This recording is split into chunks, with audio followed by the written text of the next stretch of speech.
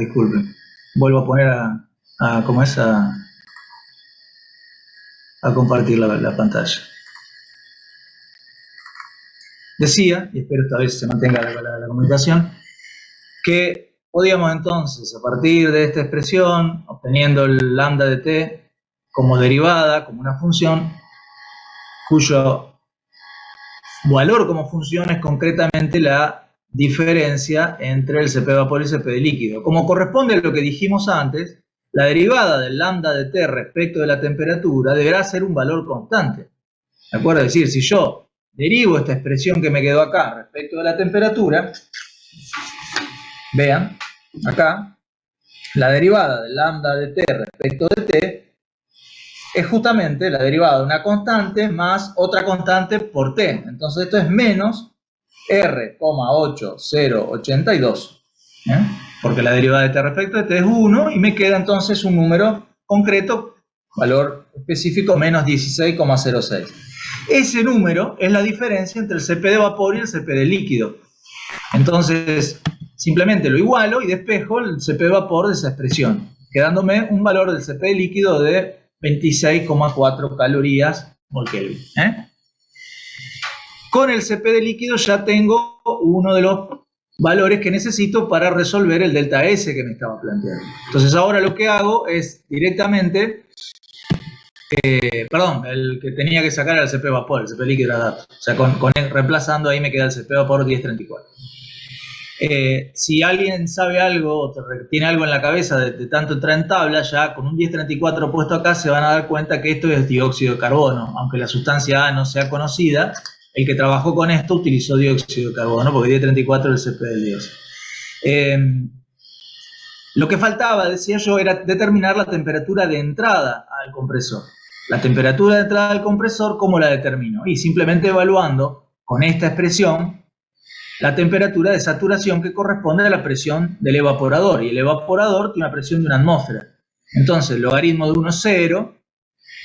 Logaritmo de 1 es 0. Esto no es que se igualó a 0, nada, sino que simplemente se sustituyó la presión en este punto.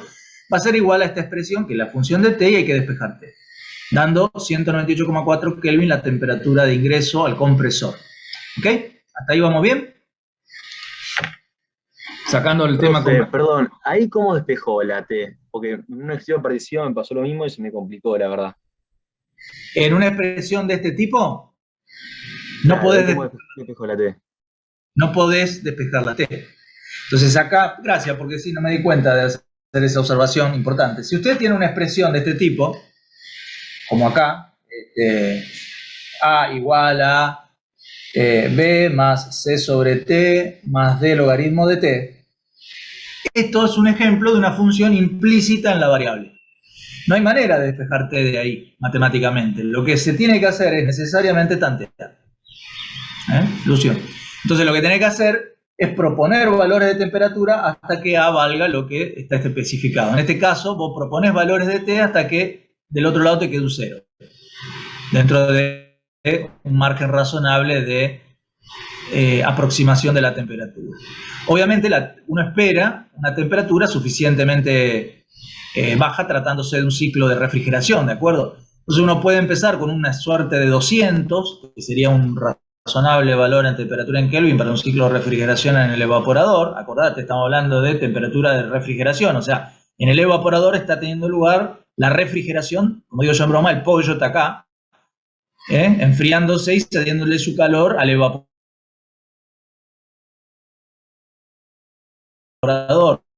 del ciclo.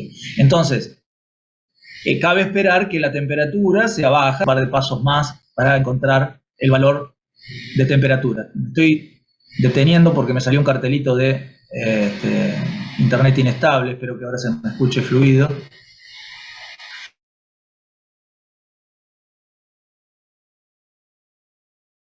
Entonces, con eso necesita que describa mejor la cosa. No, perfecto, gracias, profe. Bien. Y una pregunta, siempre va a pasar el examen de que no sepamos, ¿podríamos preguntarle en qué rango podemos tantear? No le pueden preguntar eso porque es Bien. Una cuestión de criterio. No se lo van a contestar. O sea, es una cuestión de criterio. Bueno, es es la temperatura de entrada, o sea, la temperatura de un refrigerador concretamente. Y propones 200, 300, siempre arrancás de ahí. De la misma manera que en un reactor propones 500. ¿Y qué haces? Propones un valor, por ejemplo, 200. Reemplazás acá, calculás y vos te tiene que dar 0. ¿Cuánto te da? Ponele que te da 10, ¿no? Por decir cualquier número. Ahora propones, decís, bueno, a ver si es más fría la temperatura. Entonces propones 100. Y te da, esperando en base a lo que se ve ahí, te da, qué sé yo, menos 10. Entonces decís, no, me pasé, pero era bajando, ¿de acuerdo? Entonces ahora propones 150. Ponele que te da 3. Y dices, bueno, ahora bajo un poco más y bajas de a 10 en 10 hasta que te da 0, ¿de acuerdo? Es ir aproximando de esa manera.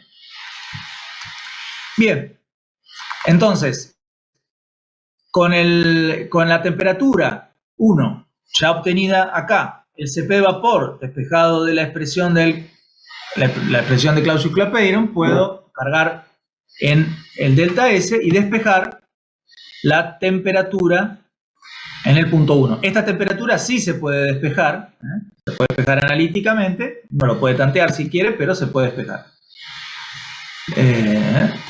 Entonces, a ver si está explícito acá, no, está tanteado. Entonces, ahora bien, eso independientemente de ese hecho, ¿por qué no está?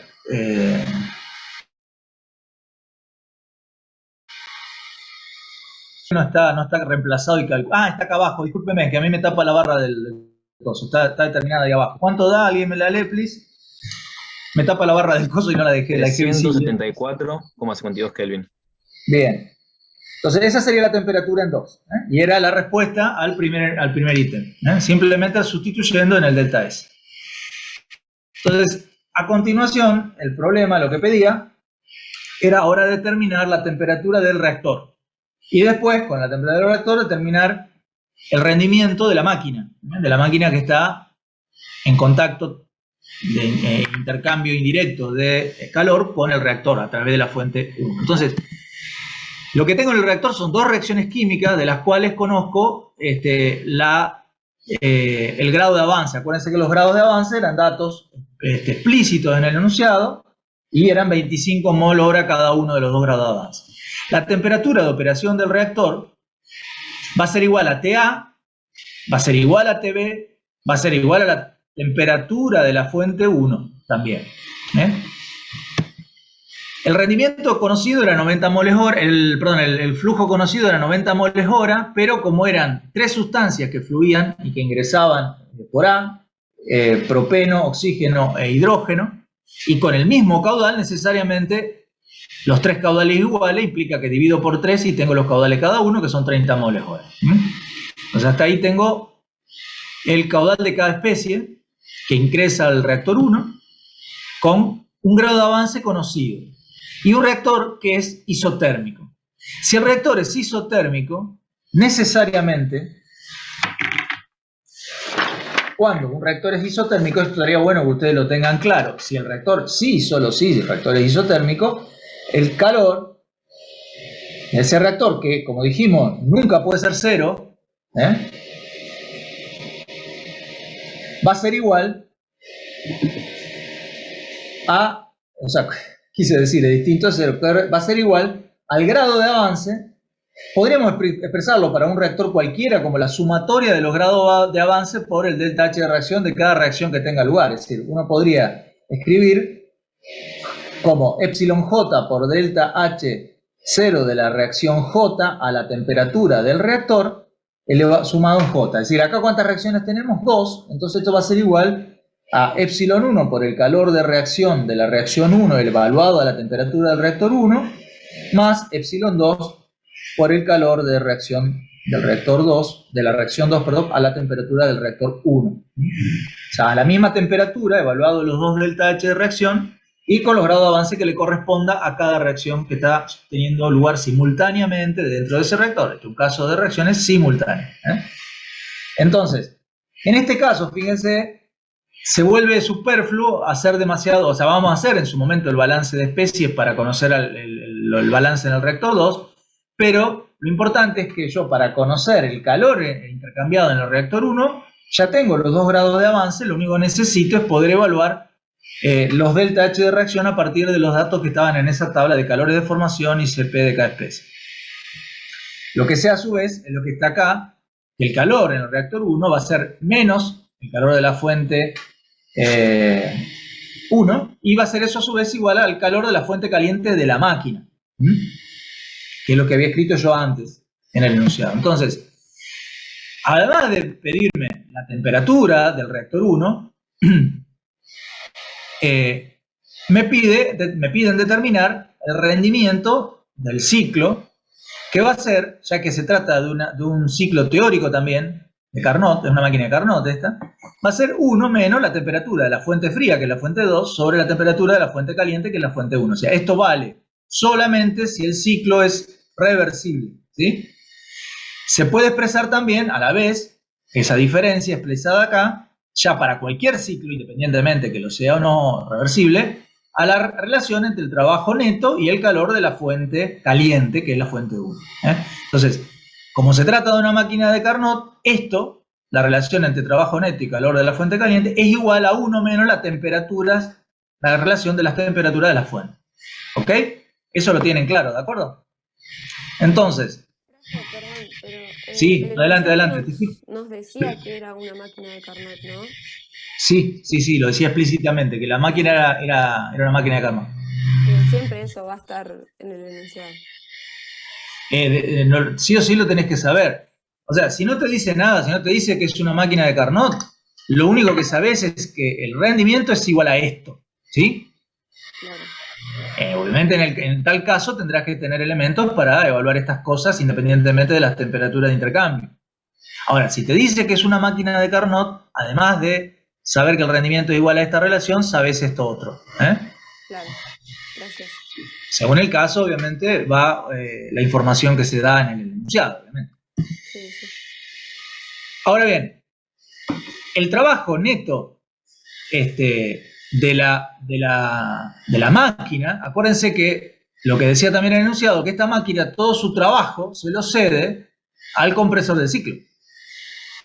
Entonces, el trabajo neto de la máquina va a ser menos el trabajo del compresor, del cual ya sabemos los datos de entrada y salida en el ítem anterior. ¿De acuerdo? Es decir, este trabajo, ya sabiendo en términos intensivos el valor de entalpía en el punto 1 y en el punto 2, eventualmente los valores de temperatura en el punto 1 y el punto 2 para poder evaluar el delta H, y además sabemos para este ciclo el caudal, que acá no está escrito, pero yo lo había escrito acá en la hoja, estaba en el enunciado también, que era un caudal conocido, es decir, que el trabajo del compresor evaluado a partir de los datos intensivos más multiplicado por el caudal me va a dar el trabajo extensivo del compresor, que va a ser igual, cambiado de signo, al trabajo neto de la máquina. Acá hay una cosa importante que tienen que ser muy cuidadosos ustedes cuando resuelven este tipo de ejercicios, y es que tener en cuenta que cuando yo tengo dos dispositivos diferentes que operan con caudales diferentes, es decir, esta máquina tendrá eventualmente, o será un ciclo de potencia de algún tipo, más allá de que un ciclo ideal, que trabaja con un determinado caudal de fluido, que circula. Eso nos quedó de algún modo dentro de una suerte caja negra, porque nosotros para el ciclo trabajamos con estas relaciones, nada más. Pero obviamente significa un ciclo real operando extensivamente sobre un compresor que forma parte de un ciclo donde hay un caudal concreto de fluido que circula a través del compresor entre estas dos condiciones, 1 y 2. ¿Qué pasa entonces? Lo que yo relaciono son los trabajos extensivos entre el trabajo neto de la máquina y el trabajo del compresor. Hemos visto muchas veces que en esta instancia, cuando tienen que hacer este cálculo, establecen esta misma igualdad pero en términos intensivos. Eso está mal. ¿Por qué? Y porque nadie dice que los caudales de sustancia de ambos lados sean iguales. Y acá particularmente ni siquiera sé cuánto es el caudal de operación de la máquina. Por lo tanto, hacer esta igualdad en términos intensivos es un error. Lo que sí puedo decir siempre yo es que el trabajo, por ejemplo, de un compresor va a ser igual al caudal a través del compresor, que será del caudal del ciclo en el que el compresor esté incluido, por un trabajo real del compresor eventualmente o reversible si el ciclo en sí es reversible, que puede expresarse en términos intensivos. Esto es kilocalorías por kilogramo, calorías por gramos, etc. Mientras que estos son kilocalorías por hora, potencia, ¿de acuerdo? Entonces yo lo que igualo es el trabajo del compresor extensivo con el trabajo del neto de la máquina M, sobre la máquina que está en contacto con el reactor. Entonces, esto va a ser, podríamos escribir, caudal del ciclo por el W intensivo. Fíjense que no pongo el punto porque es el trabajo intensivo del ciclo. Y eso va a ser igual a menos el caudal en la máquina por el W neto, ya expresado en términos intensivos de la máquina. La igualdad intensiva sería solamente igual si yo supiese, más allá de toda duda, que los dos caudales son idénticos y entonces se simplifican, pero si no, nunca van a ser iguales. Entonces, esta igualdad se establece con los trabajos extensivos, respectivamente. ¿De acuerdo? Lo aclaro esto porque algunos, incluso en el parcial pasado, tuvieron un par de errores en relación a eso, ¿no? Entonces, ¿cómo calculo el trabajo intensivo del compresor? El trabajo intensivo obviamente va a ser menos el delta H entre el punto 2 y el punto 1 para el compresor. Esto simplemente sale de plantear, primer principio para sistema abierto en estado estable, obviamente dividiendo todo por el caudal para obtener el valor intensivo. Y eso va a ser para un fluido como una sustancia teórica con un CP de vapor igual a constante, donde más el enunciado dice que considera el comportamiento perfecto de los gases en general. Me olvidé de decirlo explícitamente a eso, pero es así. Entonces, va a ser menos el CP de vapor por la diferencia de las dos temperaturas que yo ya había determinado. Entonces, el trabajo, para mí, a esta altura, tiene un valor conocido, que multiplicado por el caudal en el ciclo, me va a dar, espérenme un segundito que voy a...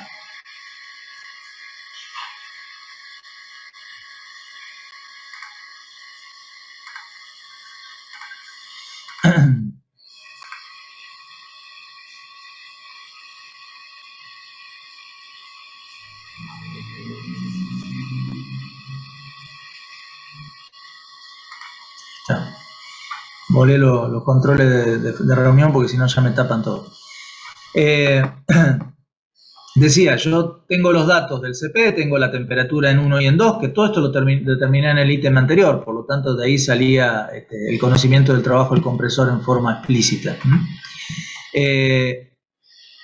Ese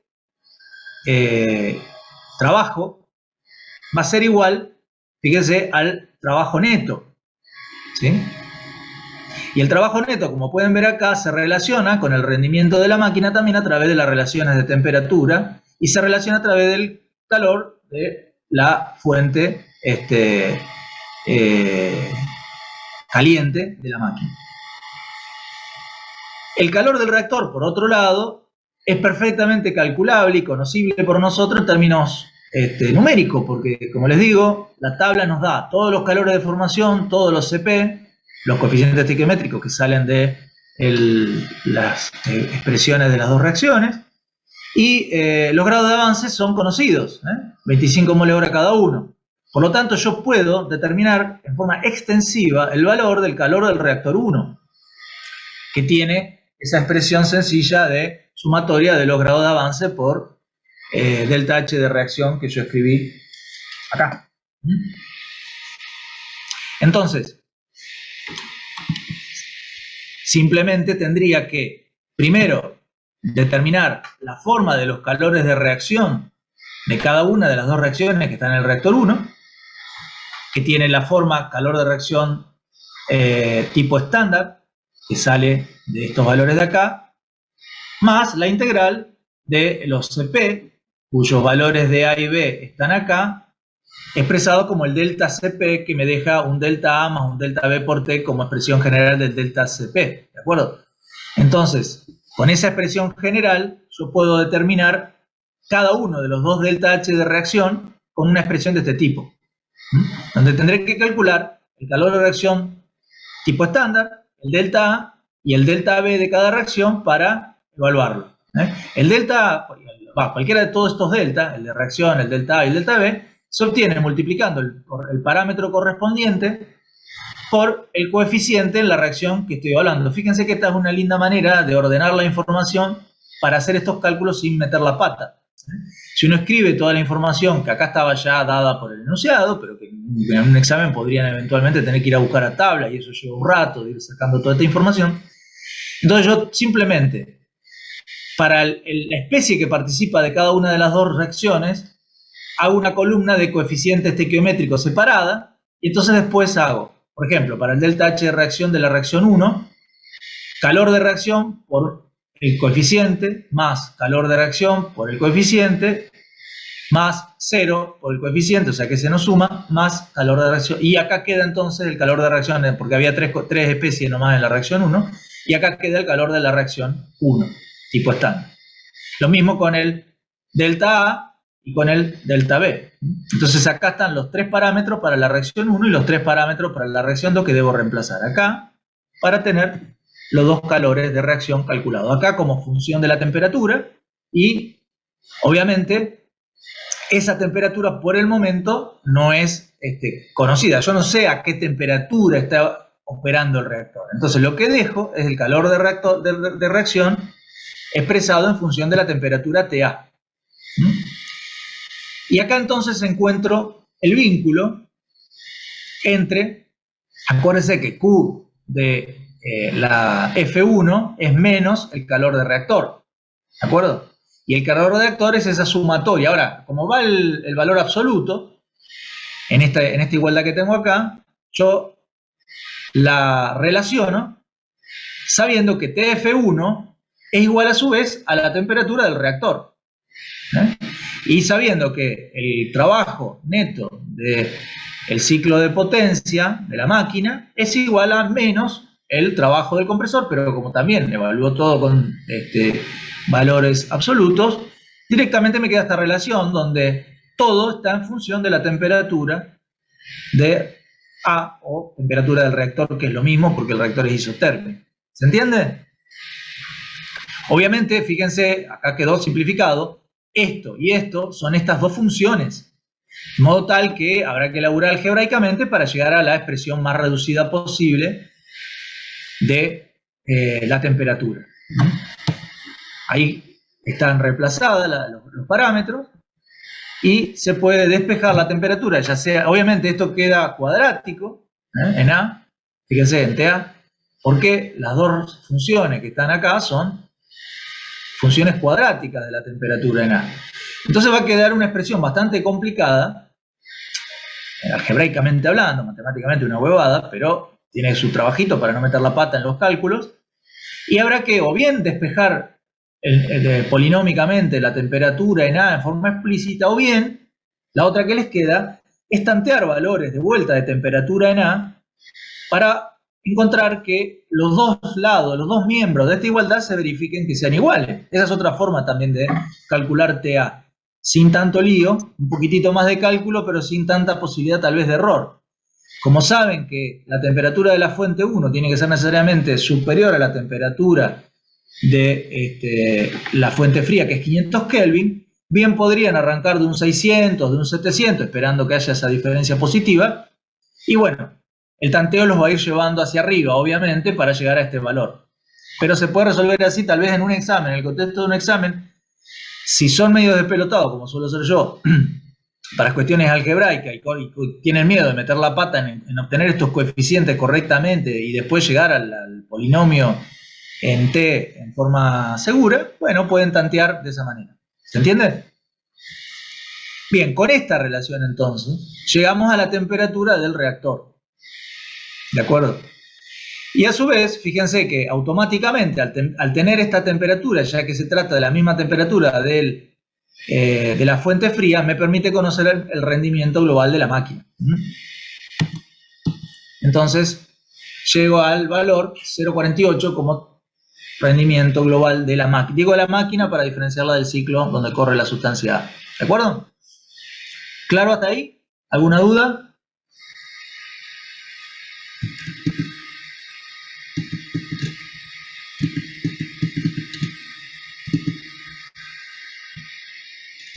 ¿No? No, profe.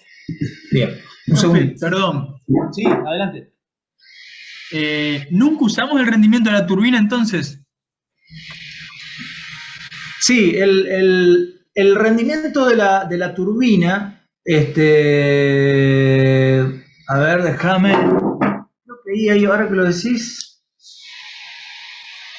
decís, yo cometí un error en no aclarar, porque en realidad nosotros habíamos determinado el delta S nos daba el trabajo reversible de la turbina, sí, tenés razón, pero me parece que acá rendimiento de la turbina 0,5. Ah, pará. Wait.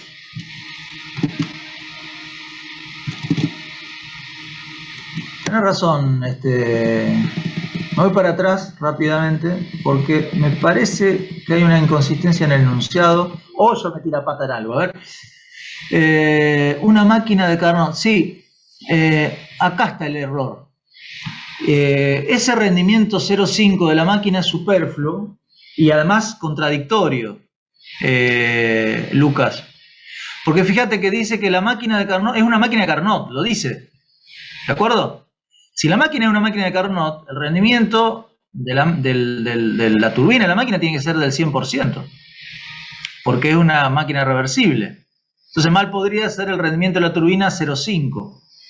Así que este dato me parece que debe haber quedado de algún lado mal, y ahora que lo decís, yo no me había dado cuenta, en la resolución lo había planteado también reversible y después me olvidé. ¿Viste que quién fue que me preguntó? Alguna alumna me preguntó si decía explícitamente que la máquina era reversible. Yo dije que sí y me olvidé que acá estaba diciendo esto. Esto es contradictorio con que la máquina sea reversible. O sea que hay un error ahí en el enunciado. ¿Se entiende? Excelente. Sí. Pero gracias, porque si no te avivabas vos iba a quedar esa inconsistencia explícita ahí, yo no la iba a resaltar. La verdad que se me pasó a mí ese problema. Estoy revisando si hay algún lugar donde diga algo, pero no. De hecho, por eso estamos pudiendo hacer esto con la máquina, ¿de acuerdo? Si no, no podríamos hacerlo tampoco, si no fuese reversible. Así que bueno, eso del 0,5 está mal, táchenlo, y cuando después bajen el enunciado, yo lo voy a tratar de corregir antes, antes de hacerlo visible, le voy a corregir al enunciado ese detalle, y bueno, acá, este dato, habría que tacharlo porque no tiene sentido. Gracias, Lucas, muy atento. Bueno, el tercer ítem profe, era... perdón, una pregunta, si puede ser Sí, rápida. sí. En la Está bien, diapositiva dale. anterior se dice que el calor del reactor 1 es igual a menos el calor de la fuente 1. Luego está, el calor de la fuente 1, ¿sería menos el calor de la fuente caliente? ¿O el calor de la fuente 1 es igual al calor de la fuente caliente? No, siempre es menos, porque vos siempre lo que estás teniendo es vos fíjate, miralo acá. Vos siempre tenés una cesión de calor de uno para el otro.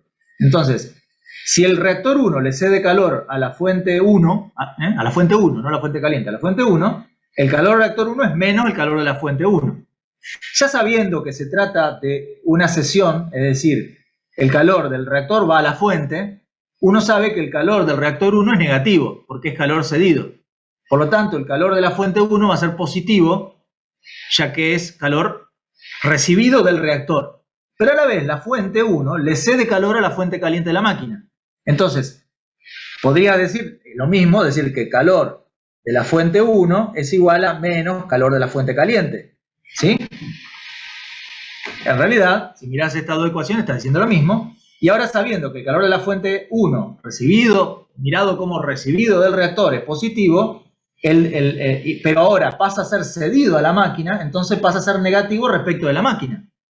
Y positivo para la máquina. O sea, el calor de la fuente caliente va a ser positivo a la larga. ¿Se entiende esa secuencia? Es decir, yo estoy... ¿viste esto como tomar la boda, dámela a mí? ¿Viste? El reactor 1 le cede a la fuente. Cuando estoy mirando el reactor 1 y la fuente, el que cede al reactor 1, el que recibe la fuente 1. Cuando ahora miro la máquina, el que cede es la fuente 1 y el que recibe la máquina. ¿Ahora? Sí, perfecto, gracias, profe. Bien. Bueno, decíamos entonces, tercer ítem,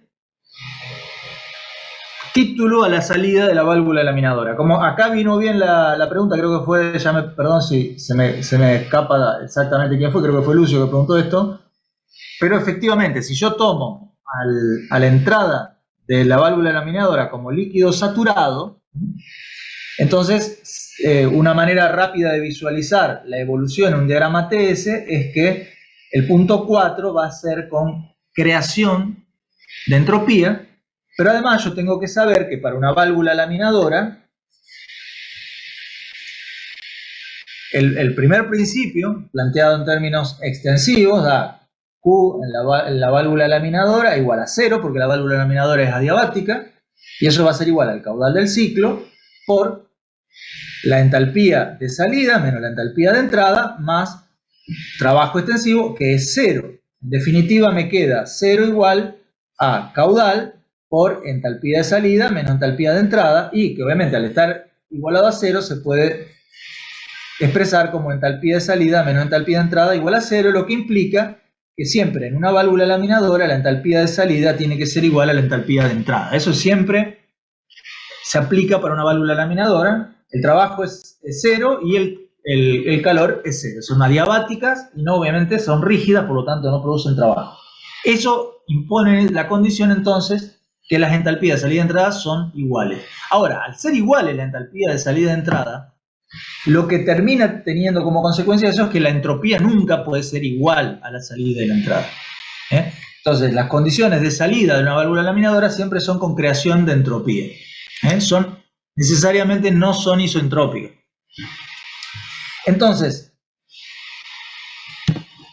planteándolo en el ciclo, los puntos eran el punto 3 y el punto 4, representado en el ciclo acá, con el punto 4 medio corrido hacia la derecha. ¿De acuerdo? Acá está tomado como bien valía la aclaración que había que hacer, que el punto 3 corresponde al líquido saturado. Pero, como les digo, en un examen, por las dudas, si no está explícito, lo pregunto. Entonces, ¿qué sé de eso? Sé el punto T2, por lo tanto, bueno, sé el punto T2, pero también sé la presión de operación a la salida a la entrada del condensador, que es la presión del condensador 30 atmósferas. El punto 3 corresponde a una temperatura de saturación igual a la temperatura de saturación a 30 atmósferas. Entonces, yo puedo utilizar esta expresión para calcular la temperatura de saturación en el punto 3 a partir de la ecuación que me dieron. ¿De acuerdo? Eso en principio.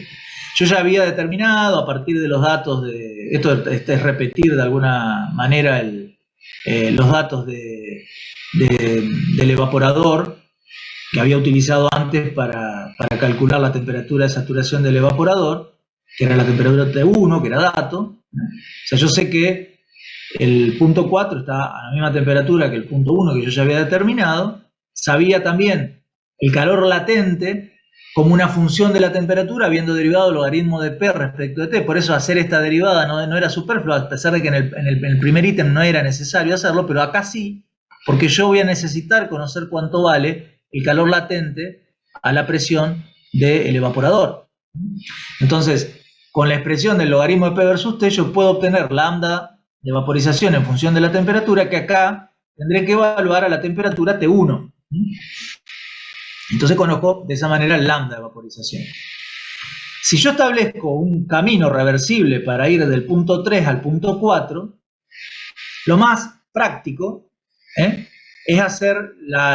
yo podría hacer esta evolución por el lado del gas o por el lado del líquido. ¿De acuerdo? Estrictamente hablando, si me dicen considere gas perfecto y me dan los CP vapor y CP de líquido, yo puedo hacerlo por cualquiera de las dos rutas. Desde el punto de vista de la cantidad de cálculos que hay que hacer, resulta más que económico ir por el lado del líquido. Entonces, ¿qué expresión tomará la diferencia de entalpía entre 3 y 4 por el lado del líquido? Bueno, un término sería a presión constante. ¿Qué presión? La presión del condensador. Ir desde la temperatura 3, que es la temperatura que hay que evaluar ahora para 30 atmósferas allí, hasta la temperatura 1. Que es la temperatura del evaporador. Luego hay un cambio de presión a temperatura constante del líquido, que para los cálculos de delta H no suman, es 0, si tuviera que calcular un delta S, ojo, porque sí. Y después tengo un tramo de evaporación parcial con el calor latente de vaporización a la temperatura del condensador, del evaporador, perdón. Entonces lo que me termina quedando es el CP de líquido para corregir la temperatura entre 3 y 4, CP de líquido sobre T4, que sería la temperatura final menos T3, y después este término el tramo AB no aporta entalpía, y luego viene X4 menos 0, X4, por el lambda de vaporización a T4. O sea que en definitiva la diferencia de entalpía entre el punto 3 y el punto 4 se puede determinar de esta manera, sabiendo que esa diferencia vale 0. Porque la entalpía en 4 es igual a la entalpía en 3. Y entonces, en esta expresión me va a quedar explícito por determinar el título. Y con eso ya contesto la pregunta. Ahora, obviamente, para hacer eso necesito conocer el lambda de vaporización a T4 y el valor de T3, que hasta acá no era dato. T4 sí, porque es la misma temperatura de T1 que ya habíamos determinado antes. Entonces, la temperatura T3 sale reemplazando en la expresión del logaritmo de P versus T la presión de 30 atmósferas. Ahora acá hay que cargar 30. Entonces queda este valor 1.099 igual a, de vuelta, la expresión del logaritmo de P versus T con la T a determinar. Tanteo y llego a la temperatura del condensador igual a 209,9 Kelvin. Acuérdense que la otra era 100 y pico, 194,8. Ahí está. Bien. Entonces ahí tengo las dos temperaturas, 3 y 4. Y ahora lo que me queda es calcular el calor latente reemplazando por la temperatura T4, que hasta ahora no lo habíamos determinado y da este número, 5.787,49 calorías. Bien, entonces eso sencillamente lo reemplazo en la expresión del delta H que tengo acá arriba, igualándola a 0, ya que H4 y H en 3 son iguales, y entonces despejo el título, que da 0,333. Por supuesto, el título debería dar, qué sé yo, menor que 0,5, para decir un valor más o menos razonable. No puedo esperar que me dé un título de 0,90 y algo, porque sería un cruce diagonal ahí alevoso, ¿sí? Entonces, también un parámetro como para tener idea si uno está haciendo bien las cosas es que dé un número razonable, consistente físicamente. Y ahí está contestado el título. ¿Alguna pregunta con esto? Es bastante pavote pero por ahí alguna cosa que esté floja, la aclaramos.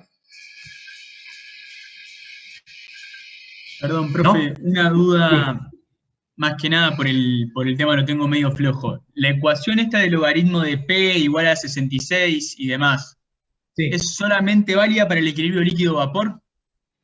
Siempre. Esa expresión siempre es... Nosotros por ahí es un problema de notación en la cátedra. Pero esa ecuación siempre relaciona P de saturación con T de saturación. Clausius Clapeyron es el estudio del equilibrio líquido-vapor en sí mismo. Entonces vos lo que estás relacionando es la temperatura de saturación con la presión de saturación.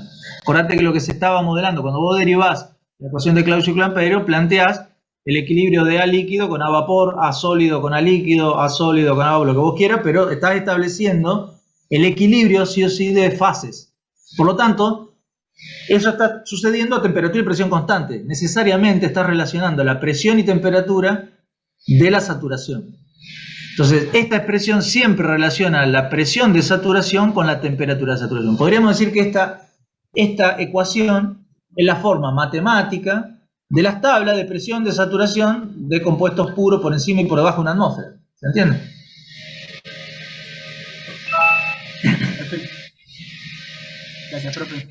No, por favor. Todo lo tienen claro eso también. Bueno, el siguiente ítem pedía determinar la eficiencia del ciclo frigorífico, o sea, del ciclo que tiene la sustancia A. La eficiencia del ciclo, siempre, para un ciclo de refrigeración se define esa eficiencia, porque es la forma de evaluar mejor que con el rendimiento del ciclo la relación costo-beneficio en ese ciclo. Esto es un parámetro que es de validez rigurosa para cualquier ciclo real, digamos, sea o sea no teórico, digamos. Y es la relación entre el beneficio, que es el calor en el evaporador, sobre el trabajo del compresor. Costo-beneficio, ¿sí? El trabajo del compresor es donde yo invierto, por así decir, energía para hacer funcionar el ciclo, y el calor del evaporador, o sea, el calor acá abajo, a baja temperatura, es donde el fluido de la máquina absorbe energía de algo que quiero refrigerar, en términos prácticos, tecnológicos, y produce obviamente que ese algo esté a la temperatura normalmente del evaporador. Entonces, si uno tiene una heladera que opera a una atmósfera con un fluido tal que la temperatura es 194,8, que sería el caso si eso fuese dióxido de carbono, entonces lo que tendría es una refrigeración a 194,8 Kelvin. Entonces, el beneficio tiene que ver con la cantidad de energía que el ciclo es capaz de absorber para producir la refrigeración. La temperatura final obviamente es el valor al que se llega, pero al evaluar esto como un flujo de calor, entonces estoy teniendo de alguna manera idea de la potencia refrigerante de ese ciclo. Entonces la potencia refrigerante, por así decirlo, es el beneficio, y el trabajo del compresor o la potencia del compresor es el costo. Entonces, para poder hacer esta relación que escribí ahí abajo, tendré que determinar, obviamente, el calor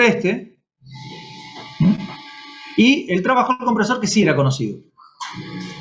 Ya lo había determinado antes.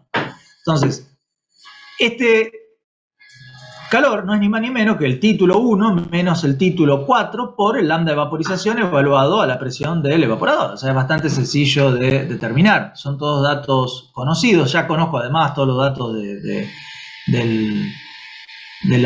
trabajo. El trabajo del compresor, como les digo, estaba acá explícito. Entonces lo único que tengo que hacer es simplemente plantear la eficiencia. La puedo plantear sin necesidad de meter el caudal del ciclo. O sea, esto se puede escribir de la misma manera de las dos formas. Es decir, la eficiencia es tanto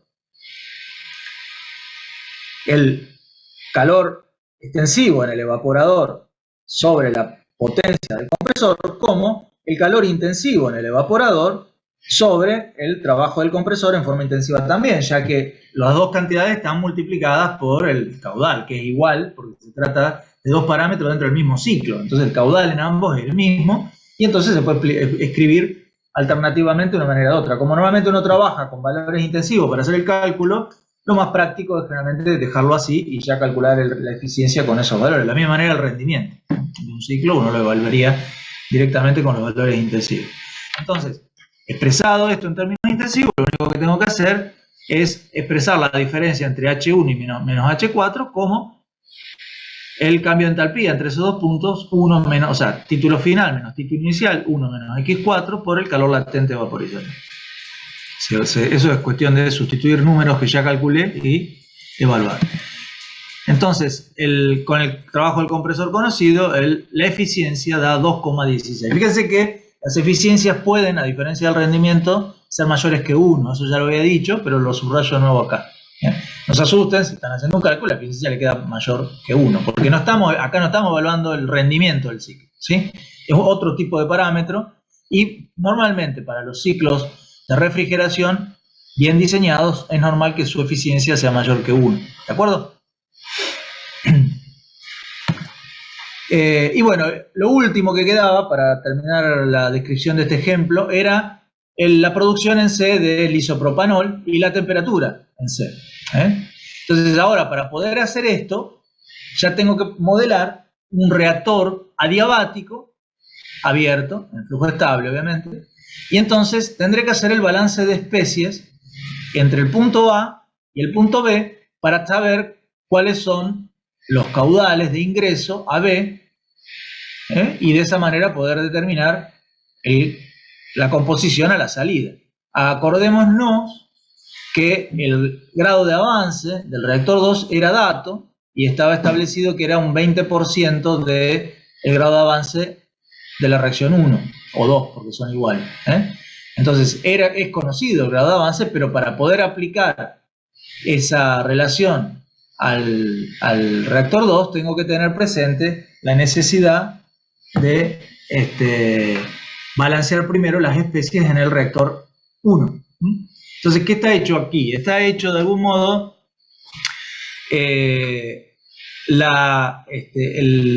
balance de especies dejando en azul lo que tiene que ver con la entrada y en anaranjado lo que tiene que ver con la salida del reactor 2.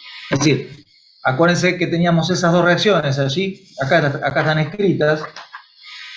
Entonces yo podría decir que el número de moles de hidrógeno en B va a ser igual a lo que entró de hidrógeno, ya que hidrógeno había como reactivo, y tengo que ver en qué reacción participa. Participa solo en la reacción 1, entonces, y con coeficiente estequiométrico 1, entonces será menos el grado de avance de la 1. Y eso es lo que está escrito allí.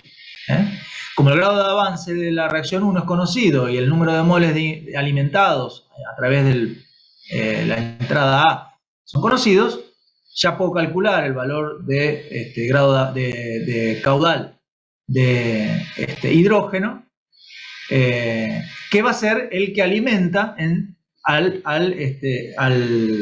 reactor. Pero ¿qué pasa? El hidrógeno en el reactor 2 no se convierte. La reacción 2 solamente involucra al normal propanol, que es este que está acá. Por lo tanto, el hidrógeno y el oxígeno entran y salen con el mismo caudal que tenían en B. Por lo tanto, lo que se ve acá es que el número de moles en B de hidrógeno va a ser el que había en A menos el grado de avance, que da 5, y que va a ser necesariamente el número de moles que sale por C.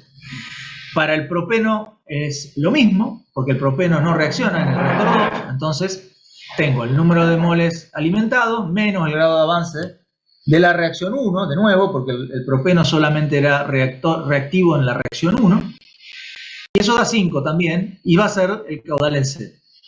El número de moles en B de propano, que el propano era el producto de la reacción 1 y reactivo en la reacción 2, va a ser igual entonces al grado de avance en 1 menos el grado de avance en 2.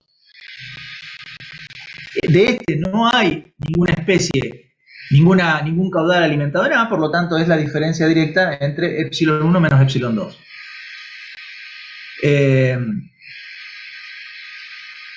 En particular, como epsilon 1 y epsilon 2 son iguales, esa diferencia da 0.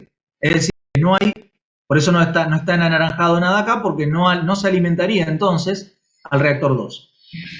Respecto del oxígeno, de vuelta, tenemos N0 menos un medio de epsilon 1, tengo un valor dado, el oxígeno no reacciona en el reactor 2, sale por C con ese mismo caudal. Y el normal propanol, en B, y esto sí es importante, es el normal propanol alimentado en B, es igual al grado de avance de la reacción 2, ya que solamente se produce por la reacción 2 con un coeficiente 1, y el coeficiente ese, el grado de avance 2 era 25 moles hora. Esto es alimentado en B. Ahora, no es igual a lo que sale por C, porque este sí es reactivo en C. El número de moles de propanol, normal propanol en C, va a ser el número de moles que se alimentó por B, 25 moles hora, menos el grado de avance de la reacción 3. La reacción 3 con coeficiente es 1, por lo tanto es directamente el valor de el grado de avance 2 por por 0,2, y el número de moles era 25. Entonces esto da 20 moles hora de salida, porque 5 moles por hora el grado de avance 3. Si uno lo calcula a partir de esa relación, o sea, 25 por 0,2 te da 5, por lo tanto será 25 menos 5, 20. Y que el que faltaría acá sería el isopropanol, que es el producto de la reacción 2, de la reacción 3, perdón, en el reactor 2, que va a ser igual de vuelta a lo que había en el, digamos, directamente al grado de avance de la reacción 3, y es 5. Ese valor es directamente la producción de isopropanol. Es decir, simplemente sale por balance de especies la respuesta aquí. Ni siquiera debería ser, digamos, no tengo que plantear el primer principio para la determinación de la composición en C. Pero esto da directamente la composición completa de la corriente C. Lo que me pedían en realidad era solamente la producción de isopropanol. Entonces, la producción de isopropanol va a ser simplemente el grado de avance de la reacción 3, que era 0,2 por el grado de la reacción 2, eso queda 5. Ahora, para poder saber la temperatura de salida, sí tengo que hacer todo el balance del primer principio en un reactor adiabático. Y entonces tengo la clásica expresión donde corrijo la temperatura de todos los reactivos que ingresan por el punto B entre la temperatura de ingreso, que es la temperatura del reactor 1, si quieren, a la temperatura incógnita, que es la temperatura en C, por el Cp de vapor diferencial de T para cada una de las especies que entran. ¿Cuáles especies entran? El hidrógeno, el propeno, el oxígeno y el propanol normal, que son las especies que en el reactor 2 pasan a ser reactivos. Y luego viene la suma, que hay un doble más, disculpen, eso después lo corregimos, del grado de avance de la reacción 3 por el calor de reacción de esa reacción de isomerización a la temperatura en C. Entonces, toda esta expresión para un reactor adiabático, es decir, con un flujo de calor igual a 0, me permite despejar la temperatura de salida en C. Sencillamente es eso. Obviamente, acá como los Cp son función de la temperatura, tendré que evaluar el delta A, el delta B para la reacción, donde obviamente tengo solamente dos especies. Entonces tengo un delta H reacción en 3 de menos 1240 en condiciones tipo estándar. Estos son los dos parámetros delta A y delta B para corregirla con la temperatura. Entonces allí tengo el planteo que me quedará una ecuación cuadrática en la temperatura en C. El delta H de reacción de la reacción, obviamente acá reemplazando los dos parámetros, los tres parámetros, calor de reacción tipo estándar, delta A y delta B de la reacción 3, los tengo que introducir dentro del balance del primer principio para tener la función que debe ser cargada también. Y acá me queda obviamente una función cuadrática de la temperatura en C que podré resolver armando el polinomio correspondiente y o aplicando la resolvente o tanteando eventualmente el valor de C para saber cuánto da. Pueden hacerlo de dos maneras según el caso. La temperatura en definitiva queda igual a 967.8 para este recto. Y eso sería todo en este planteo, para resolver este problema. ¿Qué tal? ¿Alguna pregunta más? Esto es bastante básico, lo único que tiene acá, de vuelta, el tema de plantear el balance de especies para reacciones paralelas en el primer reactor, que es el balance de especies que le da el ingreso al reactor 2. Fíjense que la duda que ustedes tuvieron en el parcial anterior y todo lo demás era con el hidrógeno. Acá el que aparece como producto irreactivo de la reacción 1 y 2 en el reactor 1 es el propano. Entonces pasa lo mismo. El propano tiene una composición a la salida que es igual a esta diferencia de grados de avance, particularmente en este caso igual a 0, pero no hay propano en la alimentación más allá que sea reactivo en la reacción 2. Simplemente es un producto de la primera reacción que a su vez se va consumiendo en la segunda. ¿Alguna preguntita antes de que entremos ya en el tiempo para hacer el control de regularidad?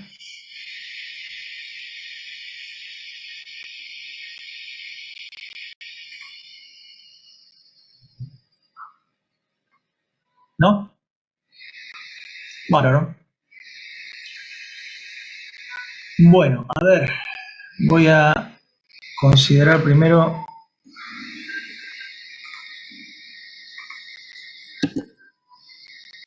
dejo de compartir un segundo.